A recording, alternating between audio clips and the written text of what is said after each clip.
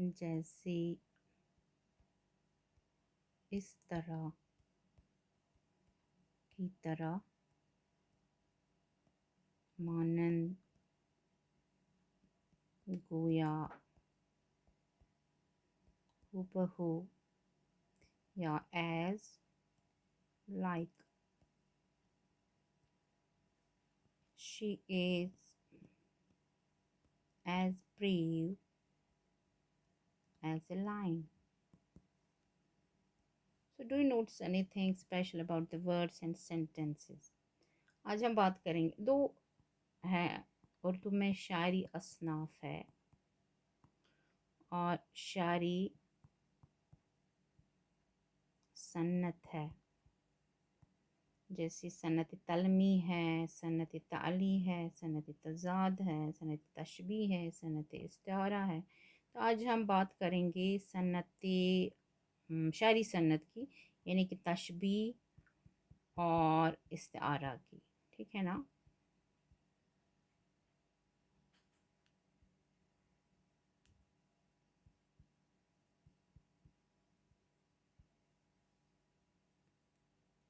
तो शायरी असनाफ को कहते हैं पोइटिक जनरा। पोइटिक जनरा ये यानी शायरी असनाफ के बड़ी फॉर्म या किस्म है, और जो शायरी सन्नत है इनको हम पोइटिक डिवाइसेस कहते हैं।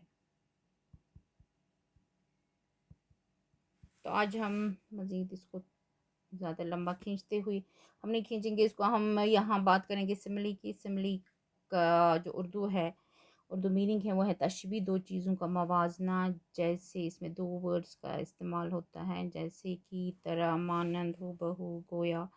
तो इंग्लिश में सिर्फ एज और लाइक हैं, comparison using like, as. And Urdu में जैसे, की तरह। तो सिमिली यहाँ डेफिनेशन है इसका, deliberate comparison between two unlike things using words like as, like.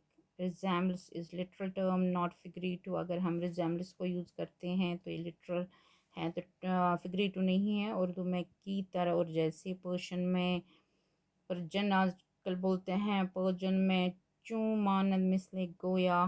तो यहाँ मैंने एक शायर लिखा है, तेरे लायक नहीं कोई तशबी, सादगी बेमिसाल है गोया, कुछ न समझे कि क्या है ये दुनिया, एक मकड़ी का जाल है गोया।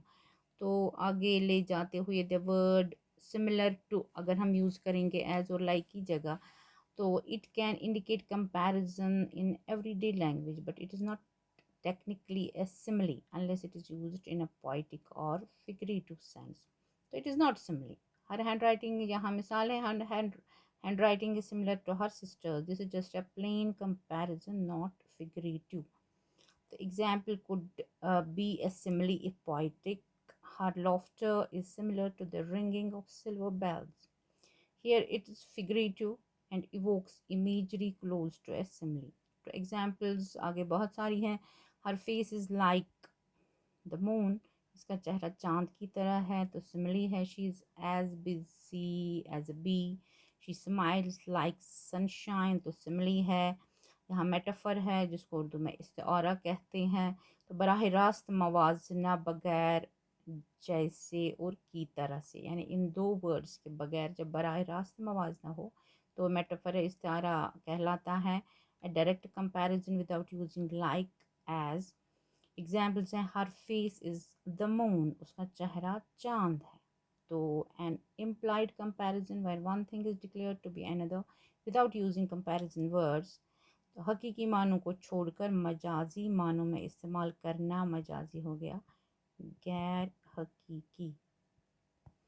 तो all the world is a stage by Shakespeare, metaphor है।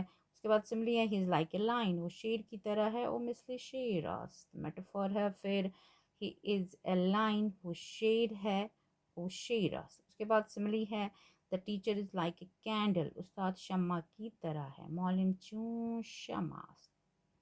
सिमली है again metaphor, the teacher is a candle, उस्ताद एक शम्मा है, मौलिम शमास।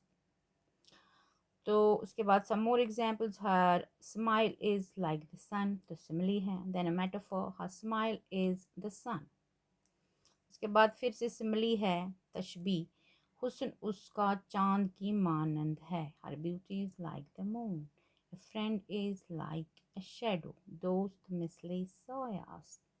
उसके बाद आइडेंटिफाई करे, ढूंढे, underline whether each is a simile or a metaphor. Life is journey क्या है, इसमें लाइक और एज नहीं है, यहाँ लाइक है तो सिमिली है।